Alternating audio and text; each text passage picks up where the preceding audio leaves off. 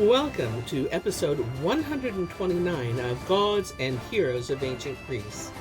My name is MyLinda Butterworth, and today we continue with the Last Tantalides and part 3 of Iphigenia in the Land of Tauri. They had been talking in the court of the temple, far from the servants and guards. Now the captives were again handed over to the attendants, and Iphigenia conducted them into the interior of the temple. Shortly afterwards, Thoas, the king of the Tauri, arrived with his retinue and asked for the priestess, for he could not understand why the bodies of the strangers were not already burning at the altar of the goddess. As he reached the doors of the temple, Iphigenia crossed the threshold with the image of Artemis in her arms. "What are you doing, daughter of Agamemnon?" the king exclaimed in surprise. "Why have you taken the image from its sacred pedestal? Why are you carrying it away?" "A terrible thing has happened, O king," said the priestess, her face drawn with emotion. "The victims who were captured near the shore are not pure. When they approached the goddess to clasp her in supplication, the image itself turned of itself and lowered its lids. For these two are guilty of an awful crime." And now she told her tale, which in all essentials was the truth, and asked the king's permission to purify the image of the taint the strangers had put on it, and to cleanse the victims themselves, that they might be fit for sacrifice.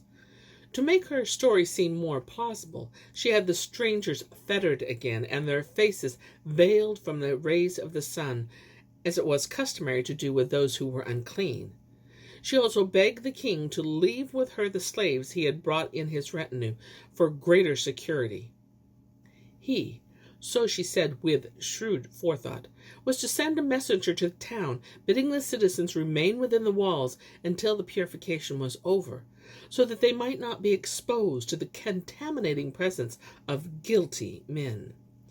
The king himself was to stay in the temple during her absence and see to it that the entire building was filled with cleansing fumes, so that on her return she might find it ready for the sacred rites.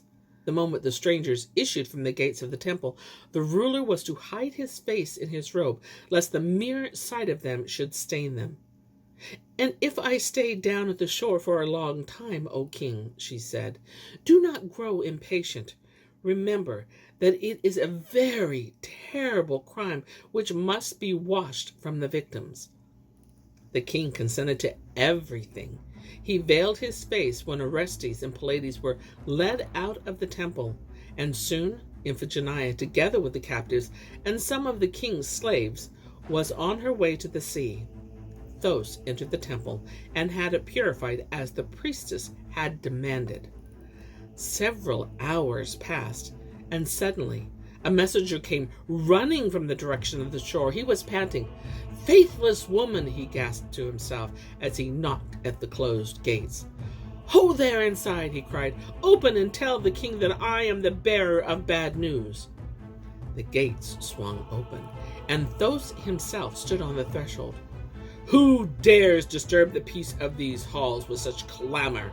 he asked with a frown. "Hear, O king, what I have to tell you," the man replied. "The priestess of this temple, that Argive woman, has fled with the captives, and they have stolen the image of the revered patron goddess of our country.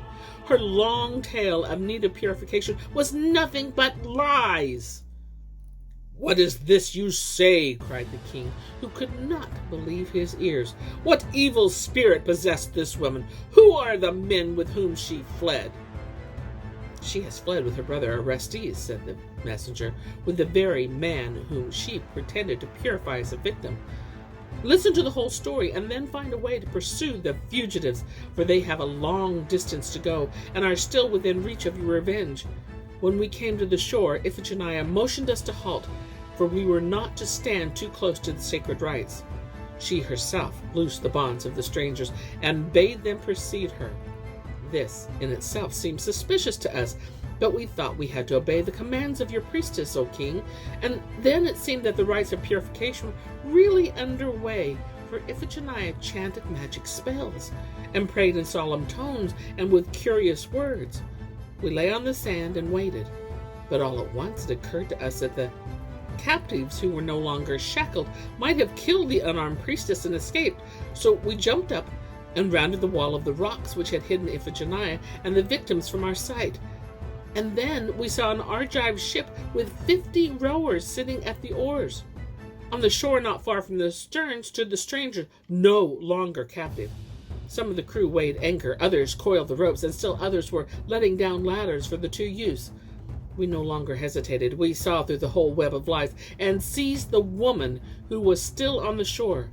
But Orestes loudly proclaimed his identity and purpose and defended his sister with Pylades. We could not succeed in dragging her off. Since neither we nor the strangers were armed, we fought with our fists. But in the end, we were forced to retreat, for the men in the ship were launching arrows at us. At the same instant, a huge wave drove the ship still nearer the shore, and it was all but shattered. At that, Orestes took the priestess in his arms. She, still carrying the image, waded through the water and quickly climbed the ladder into the ship. There he laid his sister with sacred burden down on the deck. Pylades came close after, and when all were safely aboard, the crew broke into triumphant cries and began to row swiftly away.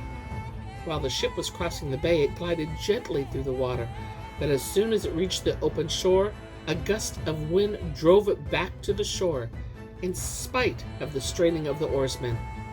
Then Agamemnon's daughter rose and pleaded aloud, "O Artemis, daughter of Leto, you yourself, through the oracle of Apollo, your brother demanded to return to Greece. Take me there with you, and forgive your priestess the bold deceit I practiced against the ruler of this country, whom I was forced to obey for so many years.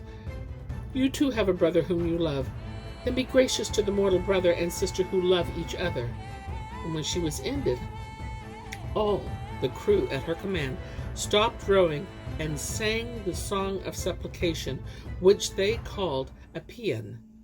But the ship continued to drive toward the shore, and I hurried to tell you with what happened. If you send men to the coast at once, you will recapture them, for unless the angry sea grows quickly calm, the strangers cannot escape. Poseidon is angry. He remembers the destruction of Troy, his favorite city. He is a sworn enemy of all Argives, and of the line of Atreus in particular. Unless I am very much mistaken, he will put Agamemnon's children in your power this very day." Those had waited impatiently for the messenger to finish. The moment he had ended, the king commanded all his people to mount horses and ride to the coast. They were to take the ship as soon as the waves hurled it ashore, and with the help of offended Artemis capture the fugitives. They were to sink the ship with all the crew, but the 2 strangers and the priestess were to be thrown into the sea from a tall cliff, or impaled alive on a pole. The cavalcade was already storming toward the shore when a dazzling apparition halted them. Against his will, the king reined in his horse. Pallas Athene, encircled with shining clouds, floated between heaven and earth in all her majesty and splendor, and her voice sounded like thunder in the ears of the Tauri. "Where are you going, King Thoas?" she cried. "Where are you going in such breathless haste? Mark the words of a goddess. Stop your people in their hot pursuit, and let my wards leave your country unmolested. Apollo's oracle proclaimed the will of fate. It is the fates who brought Orestes to these shores, so that he might be cured of his madness and take his sister back to her native land, and with her the image of Artemis, who also wishes to dwell in my beloved city. For my sake, Poseidon will quiet the sea and carry the ship home. Orestes will build a new and splendid temple for the goddess of Artemis, and Iphigenia will continue to be the priestess of Artemis. The daughter of Agamemnon shall die and be buried in her own country, and you, Thoas, king of the Tauri, shall not begrudge her her happiness. You shall give up your anger." King Thoas reverenced the gods devoutly. He threw himself on the ground before the vision and said, "O Pallas Athene, Base is he who hears the will of the gods and does not obey, or even tries to resist. Your wards shall take the image of Artemis where they will and set it up in its new shrine. I lower my lance at the command of the gods." Then he turned to his men. "Back to our city," he ordered. And what Athene had predicted came true.